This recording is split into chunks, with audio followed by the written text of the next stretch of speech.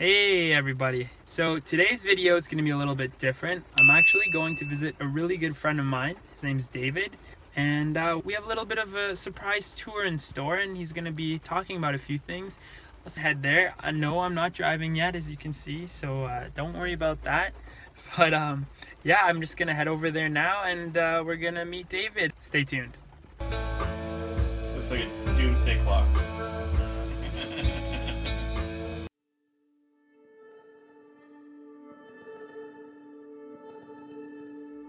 Hey, my name is David Stein. I am a friend of Diane's, and I run a music studio in Guelph, Ontario in Canada, and it is called Copper Sound, and I've been producing and recording music for a long time now.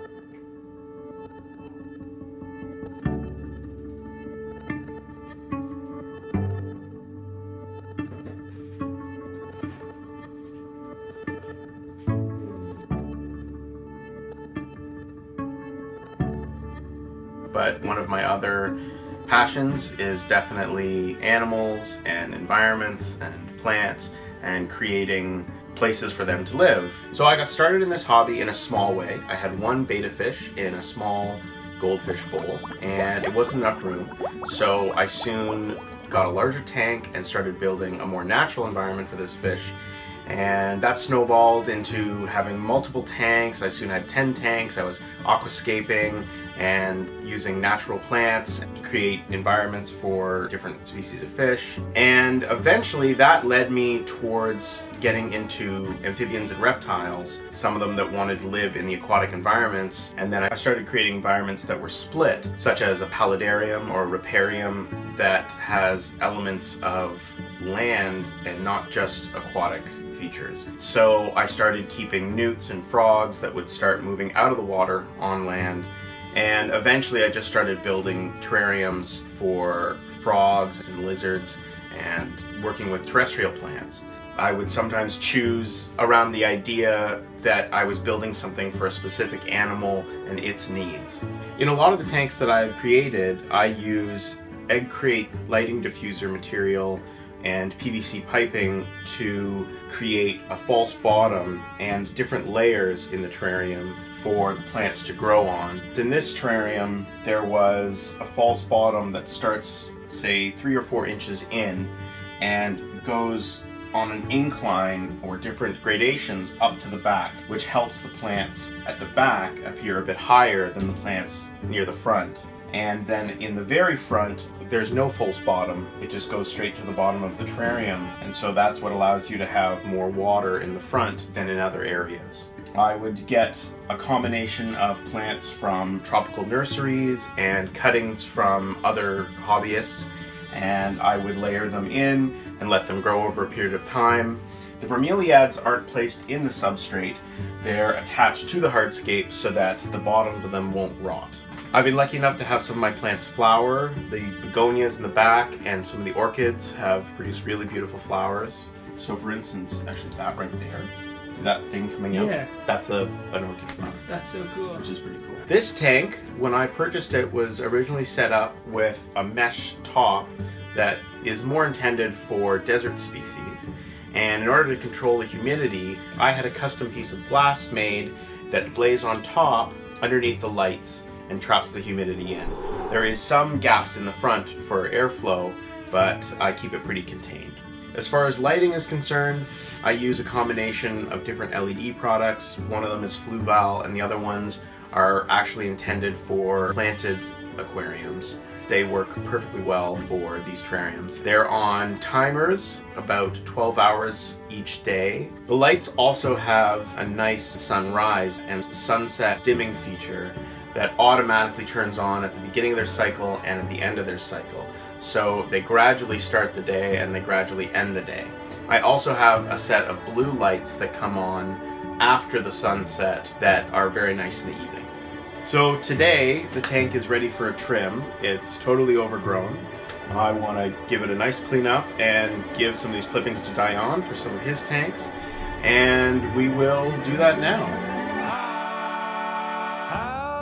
Many times have I been through all this? How many loves have passed and gone? How many words and thoughts to contemplate, where words and thoughts just don't belong. 'Cause your people are willed into oblivion. I also started taking care of some other animals, some other lizards, like this lovely Rankin's dragon. Her name is Riley. She's currently going through a shed, but she's a pretty lady. How can it linger for so long? This is Henry, a yellow Aki. He's a sweet guy, and he needed some extra help getting in and out of his tank, so I built him some Lego stairs. They're pretty funny to watch him play. You'll find the reason to be gone. Yeah. Go for a swim, 'cause you'll be born again. Born of the land where you're now from. If I was drunk, at least I'd have some follow through. And then if you want, But I'll follow through on this start and head back home. And labor on love done courageously.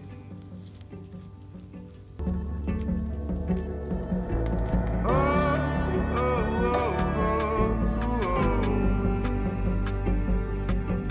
Oh, oh, oh. Keeping exotic animals doesn't just help one develop a sense of compassion and care.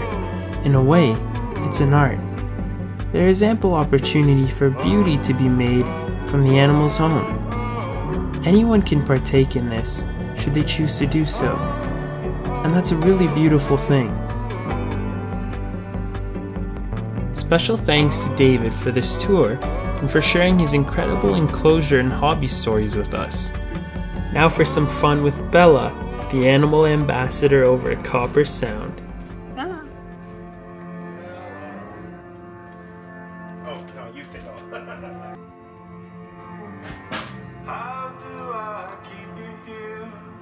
How do I keep you here? Sleeping through the night tonight and waking to the light. 'Cause my every moment threatens to do it all. Excited?